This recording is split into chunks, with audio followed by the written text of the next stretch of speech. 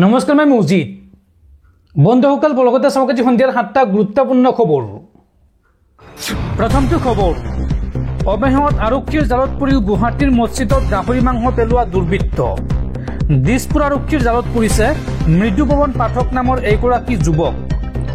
মছজিদত মাংস পেলোৱা দুৰ্বৃত্তই ৰেহাই নাপাব বুলি কৈছিল ৰাজ্যৰ মুখ্যমন্ত্ৰীয়ে, আৰু তাৰ পিছতে একশ্যন মোডত অসম আৰক্ষীয়ে অভিযান চলাই গ্ৰেপ্তাৰ কৰিছে এইটো দুৰ্বৃত্তক।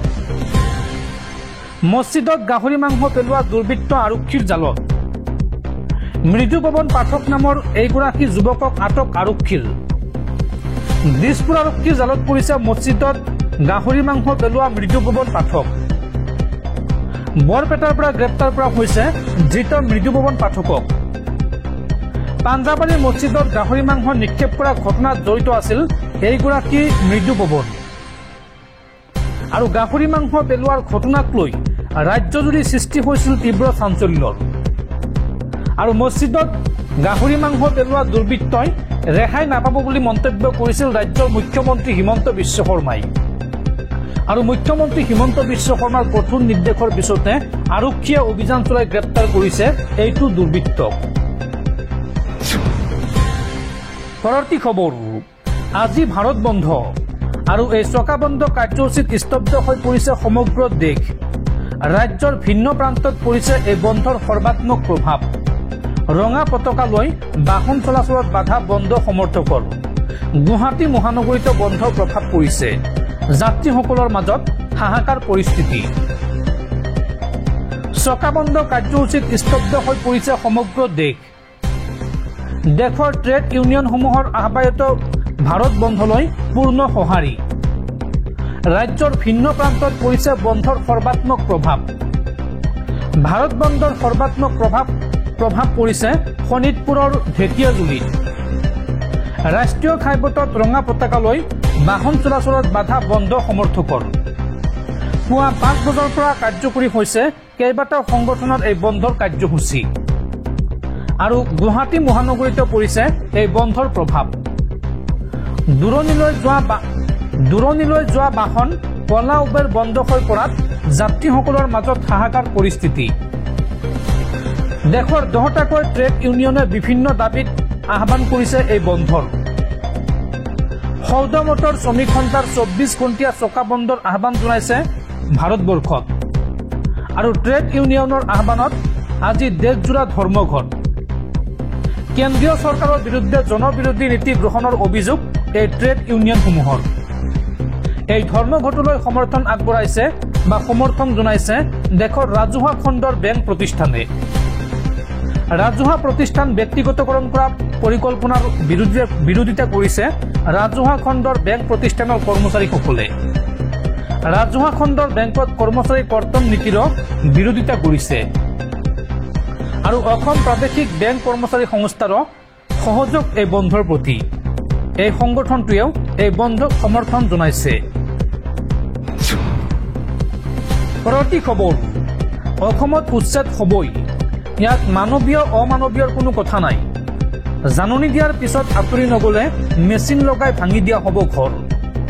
আৰু এই সন্দৰ্ভত কোনোবাই জংগী আন্দোলন কৰিলে আমিও জংগী ব্যৱস্থা হাতত ল'ম। উচ্ছেদ সন্দৰ্ভত আমচিয়ে জংগী আন্দোলনৰ হুংকাৰ দিয়া সন্দৰ্ভত এই মন্তব্য কৰিছে ৰাজ্যৰ মুখ্যমন্ত্ৰী হিমন্ত বিশ্ব শৰ্মাই।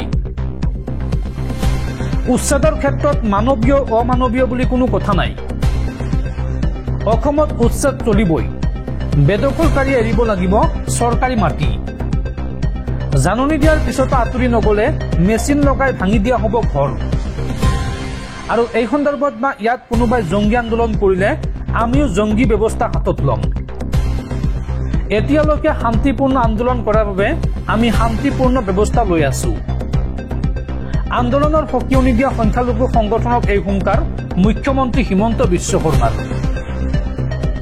উল্লেখযোগ্য যে এই উচ্ছেদক অমানৱীয় উচ্ছেদ আখ্যা দি মঙলবাৰৰ পৰাই ৰাজ্যৰ ভিন্ন প্ৰান্তত আমচিয়ে অব্যাহত ৰাখিছে তীব্ৰ প্ৰতিবাদ। আৰু তাৰ মাজতে মুখ্যমন্ত্ৰীয়ে কৈছে যে যদি কোনোবাই জংগী আন্দোলন কৰে তেন্তে আমিও জংগী ব্যৱস্থা হাতত ল'ম। দৰ্শকসকলৰ বহুতো গুৰুত্বপূৰ্ণ খবৰ আছে। তাৰ আগতে আপোনাক জনাওঁ যে যদি আপুনি এতিয়ালৈকে এইটো ভিডিঅ'ত লাইক কৰা নাই তেন্তে এতিয়াই ভিডিঅ'টোত লাইক কৰি দিয়ক আৰু এনেকুৱা ধৰণৰ ভিডিঅ'সমূহ নিতৌ চাবলৈ চেনেলটো ছাবস্ক্ৰাইব কৰি কাষত থকা বেল আইকনটো প্ৰেছ কৰি ৰাখক। পৰৱৰ্তী খবৰ, শীঘ্ৰেই মুকলি আকাশৰ তললৈ ওলাই আহিব NDFBৰ ৰঞ্জন দৈমাৰী সহ 6 গৰাকী কেডাৰ। এই সন্দৰ্ভত নতুন দিল্লীত কেন্দ্ৰীয় গৃহমন্ত্ৰী অমিত শ্বাহক সাক্ষাৎ BTRৰ মুৰব্বী প্ৰমোদ বড়োৰ। নতুন দিল্লীত মঙলবাৰে কেন্দ্ৰীয় গৃহমন্ত্ৰী অমিত শ্বাহক সাক্ষাৎ কৰে BTRৰ মুৰব্বী প্ৰমোদ বড়ো আৰু এপছুৰ নেতৃবৃন্দই। 2026 চনৰ পূৰ্বে NDFBৰ ৰঞ্জন দৈমাৰী সহ 6 গৰাকী কেডাৰক মুকলি কৰাৰ বাবে এক আলোচনা কৰে এই দলটোৱে। ইতিমধ্যে প্ৰমোদ বড়ো আৰু এপছুৰ নেতৃবৃন্দক কেন্দ্ৰীয় গৃহমন্ত্ৰীগৰাকীয়ে কাৰাবন্দী ৰঞ্জন দৈমাৰী আৰু 6 গৰাকী কেডাৰক মুকলি কৰি দিয়াৰ ক্ষেত্ৰত আশ্বাস প্ৰদান কৰা বুলি জানিবলৈ দিয়ে। তাৰোপৰি আগন্তুক বৰ্ষাকালীন অধিৱেশনত BTR চুক্তিৰ 4.3 নং দফা অনুসৰি সংবিধানৰ 125তম সংশোধনী বিধায়ক আৰু 280 অনুচ্ছেদ গৃহীত কৰিবলৈও অনুৰোধ জনায় এই দলটোৱে। আজিৰ এই আলোচনাতে কাৰ্বি আংলং জিলাৰ বড়ো কছাৰী লোকসকলক পাৰ্বত্য জিলাৰ মৰ্যাদা প্ৰদান কৰা আৰু কাৰ্বিসকলক ভৈয়াম জনজাতিৰ মৰ্যাদা প্ৰদান কৰাৰ বাবে কেন্দ্ৰীয় গৃহমন্ত্ৰীক অনুৰোধ জনায় প্ৰমোদ বড়ো আৰু এপছুৰ নেতৃত্বই। একেদৰে বিশ্বনাথ আৰু শোণিতপুৰ জিলাৰ অধিক গাঁও BTRত অন্তৰ্ভুক্ত কৰিবলৈও অনুৰোধ জনায় এই দলটোৱে। উল্লেখযোগ্য যে BTR নিৰ্বাচন নহয়, 2026 বিধানসভা নিৰ্বাচনৰ পূৰ্বে এই সমস্যাসমূহ সমাধান কৰিবলৈ কেন্দ্ৰীয় গৃহমন্ত্ৰীগৰাকীক অনুৰোধ জনায় প্ৰমোদ বড়ো আৰু এপছুৰ নেতৃবৃন্দই। পৰৱৰ্তী খবৰ, দেশত পুনৰ ভয়ংকৰ বিমান দুৰ্ঘটনা। এইবাৰ ৰাজস্থানত সংঘটিত হৈছে ভয়ংকৰ বিমান দুৰ্ঘটনা। ৰাজস্থানৰ চৰুত বায়ুসেনাৰ বিমান দুৰ্ঘটনাগ্ৰস্ত হৈছে। ৰতনগড়ত সংঘটিত হৈছে এই ঘটনা আৰু দুৰ্ঘটনাগ্ৰস্ত বিমানখনৰ ধ্বংসাৱশেষৰ পৰা 2জনৰ মৃতদেহ ইতিমধ্যে উদ্ধাৰ কৰা হৈছে আৰু ইয়াৰ ভিতৰত এটা মৃতদেহ পাইলটৰ বুলি সন্দেহ কৰা হৈছে। ঘটনা সন্দৰ্ভত আৰক্ষীয়ে আৰম্ভ কৰিছে তদন্ত। পৰৱৰ্তী খবৰ, ভাৰতীয় নাৰ্ছ এগৰাকী নিমিষা প্ৰিয়াক 16 জুলাইত ইয়েমেনত দিয়া হ'ব ফাঁচী। 2017 চনত তালাল আব্দু মাহদী নামৰ এজন ইয়েমেনী নাগৰিকক হত্যাৰ অভিযোগত দিয়া হৈছিল মৃত্যুদণ্ডৰ ৰায়দান। ইয়েমেনৰ ৰাষ্ট্ৰপতি ৰাছাদ আল আলিমিয়ে দিছিল মৃত্যুদণ্ডৰ অনুমোদন আৰু সেই অনুসৰি 16 জুলাইত ইয়েমেনত ফাঁচি দিয়া হ'ব এইগৰাকী ভাৰতীয় নাৰ্ছক।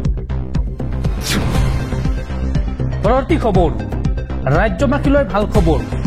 ডাবল ট্ৰেকযুক্ত ৰেল দলং হ'ব শৰাইঘাটত। 1477 কোটি টকা ব্যয় সাপেক্ষে শৰাইঘাটত হ'ব দ্বিতীয়খন ৰেল দলং। 1.5 কিলোমিটাৰ দৈৰ্ঘ্যৰ দলংখনত থাকিব 12টাকৈ খুঁটা আৰু 2029 চনৰ ভিতৰত সমাপ্ত হ'ব এই দলঙৰ কাম। পৰৱৰ্তী খবৰ, নামনি অসমত পুনৰ ভয়ংকৰ ঘটনা।